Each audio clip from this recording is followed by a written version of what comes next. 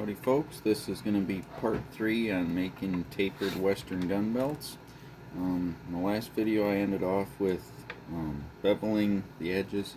I beveled all the edges front and back on both of them, finished marking all my place for either putting chisel holes or round holes.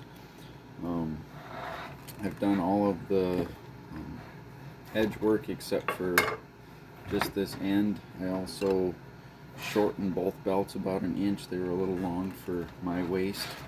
So I'm going to show you how I slick the edges here. Just plain old water on a rag and just get the edges damp. So that's all the more you need to do with that. Got Fibing's saddle soap. Just smear some of that on there. It's a piece of canvas from an Army surplus bag, Army bag from the Army surplus. And you just rub that in there, and that smooths out the edge, just helps with fraying and that sort of thing. So I've already gone through and did all the edges like that. Belt keepers, this one's completed. This one I've already gotten wet and put the soap on it and slicked that up. So to attach that, I'm just gonna overlap it like that. I'm just gonna punch a hole with my scratch awl in that. Doesn't need to be real precise, just eyeball it. And there are ways to make a decent size hole. Got a John James harness needle and some white thread off Amazon. I don't remember the brand, but it was comparable to Ritza Tiger thread. So I'm going to come through the top and then come through here on the bottom of the other side, come around back through my first hole,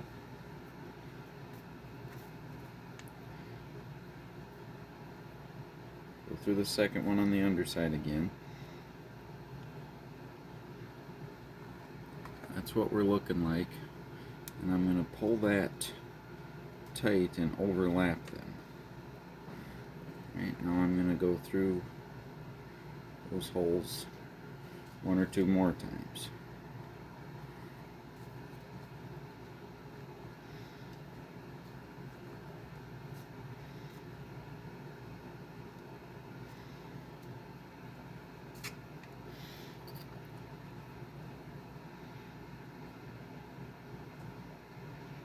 I'm just going to tie a square knot.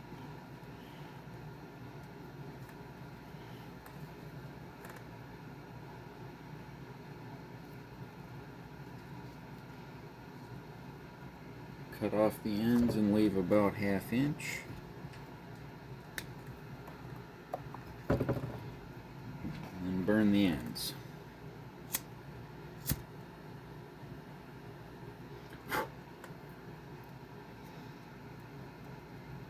You can make a wooden or leather form and wet form these if you want to, but I'm not going to bother with that.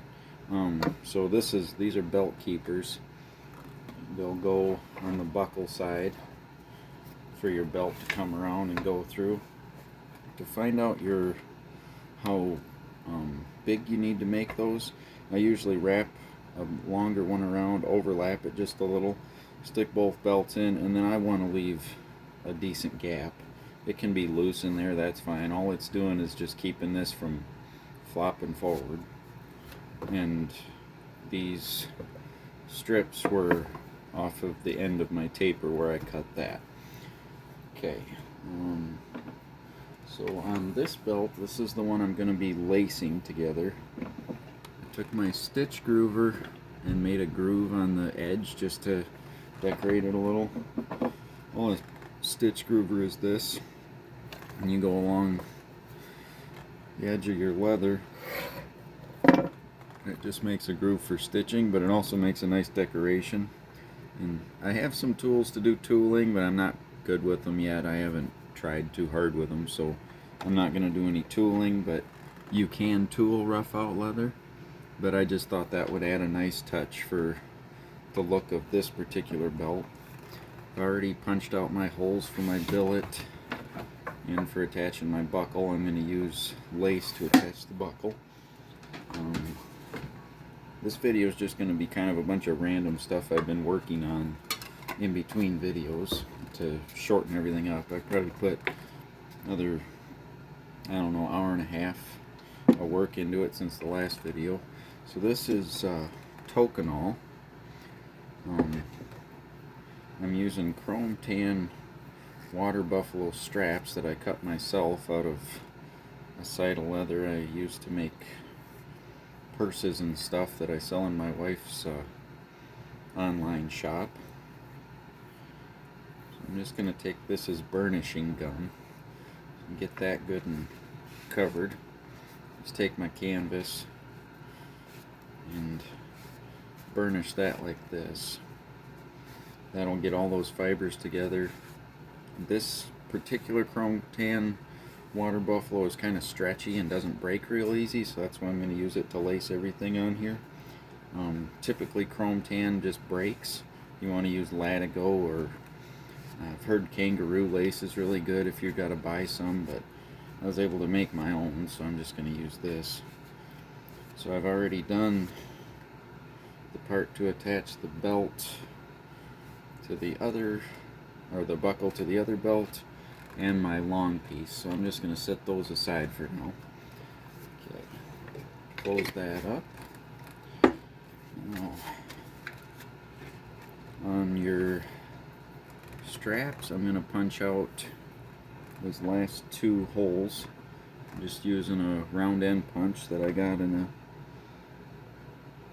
a multi-pack off of Amazon. This is a C.S. Osborne poly mallet. Get these on Amazon too. And a poly cutting board for punching into. You'll ruin your tools trying to punch into other surfaces. Something else I've done is you can punch into the end of a board. You don't want to punch into the face of it, but the end is porous enough that you don't ruin your tools.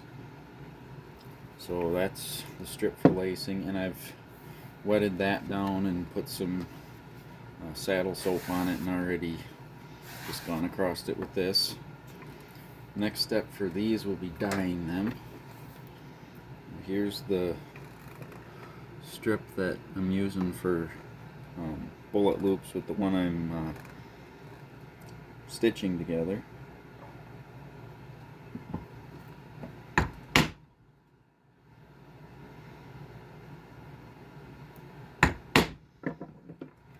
So what I just did, I'm lining my flat chisel up with the top and bottom, and then I got a little mark for my spacings. So that's what there is to that. This is leather I got at a thrift store. It's top grain. You don't want to use a split like I did in a different video when you're lacing or stitching, because your lace or stitching will just pull right through there, so it's not strong enough. So you gotta have a little bit thicker and better piece of leather. If you were doing something bigger than a 22 caliber, you might even be able to get by with the same leather you're making your belt out of, but 22s, that's just too thick. So now for doing your belt, for your stitching your loops in, I take those two lines I made, and you put the chisel on top of one and just below the other, and line up with your marks for your spacing. So I'll do that, and then I'll take my chisel and go from, as you're looking at it, it's the bottom, but this is the top for me, and I'll line that hole up in the top hole, put it at an angle, and then meet my next chisel. So I'll be able to sew up, down. So you'll sew here to your strap, here just on the belt, then to your strap, just the belt, and the strap, just the belt, and so on to the end. Very time consuming, but the finished product looks better than punching a slot in your belt and weaving it in and out like I've done in another video. And this style and the lacing them is historically accurate. So I'm going to do Just a couple of whacks here.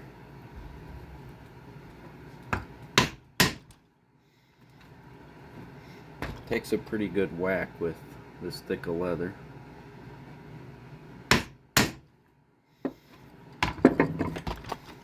So that's, do your next one and then connect them with that middle one. So that's what I'll have to finish on this. Something else you got to do.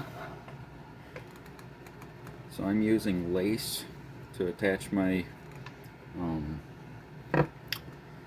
buckle. So I'm just going to take my round end punch, or yeah, my rotary round end punch, and I'm going to come about an inch from the end of that bend there, and come in a little ways from the edge. Just make a hole, and I'm going to come in on the other side, keeping it lined up as best I can. Eyeball about the same distance. And make another punch. And then I'm going to come down a little ways, right in the center, make another hole. That probably didn't go all the way through both plies of leather, but you can see on the second side where you need to punch your holes. So those are for attaching your buckle. You're going to want to line them up, bend it, take an awl and mark the center on the top. Now you can take your round hole punch and just start at the bottom and work your way up for the tongue of your buckle, but I have these oblong punches, so that's what I'm going to use. This one's too short, but I can start on one side of that mark and then do a hole on the other side too.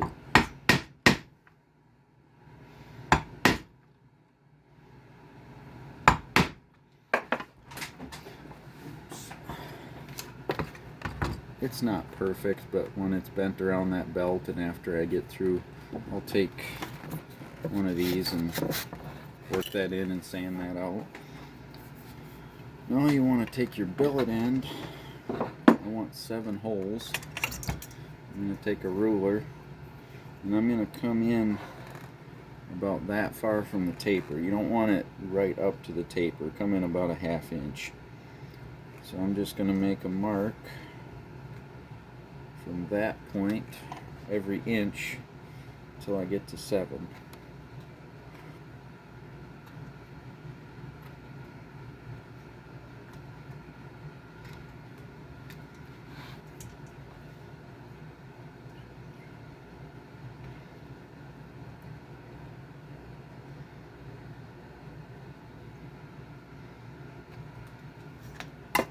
If the camera will pick those up. Kinda. So that's just my spacing. I'm going to take that same rotary punch and I'm just going to eyeball so I get the center and go by those marks.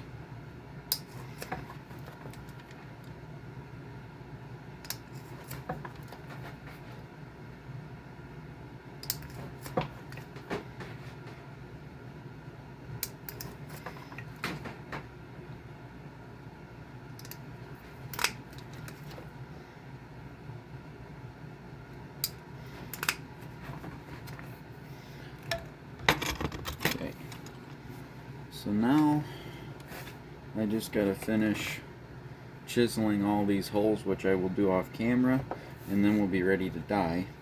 Typically I would dye everything after it's all put together, but I want, well, for one thing I want my lace to be a different color dye than my belt, and once you get it all on there, it's really hard to get dye, even dip dyeing on the bullet loops consistently. So if you're gonna dye it, and especially if you want two-tone, you gotta dye it before you put it all together, but you want to get all your holes punched so you don't have raw leather poking out through your dye.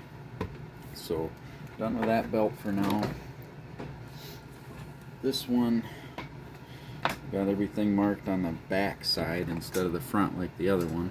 And I'm taking my round end punch, not a very big one, and I'm coming in just a little bit from the edge of that line that I made, and I got my marks for my spacing. So I'm just punching one by this line and one by that line. And that's where the lace will go to lace the bullet loops on.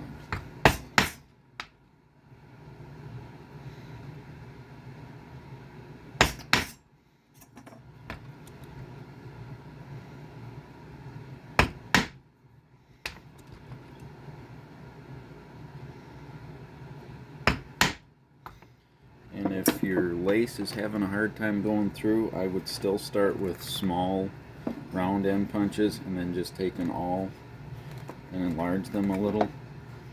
If you don't have all of these tools, if you're literally just wanting to make a belt and you're not going to do any more leather working, you can do this with a lot less tools. There's corners you can cut. You don't have to do all the edge work. You don't have to put that groove in just for decoration. That's all that is. You can cut it free-handed here instead of using that punch.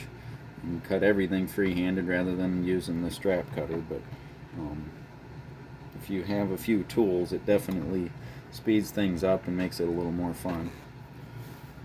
So I think I've mentioned everything I need to as far as prepping it before you dye it. So I think I'll probably end off the video here. Still got to punch my tongue hole here.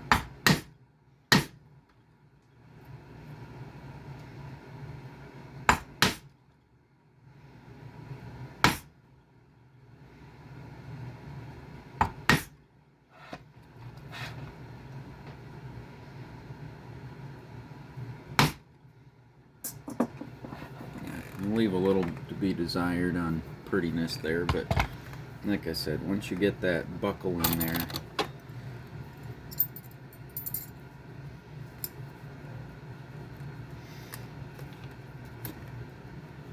and wrap that around, you're not really going to be able to tell, and then when you're wearing it, it's going to be covered up anyway. So that's that, and we'll take up after I get all the rest of the holes punched in the belts, and we'll show you how to dye it. So until then, thanks for watching.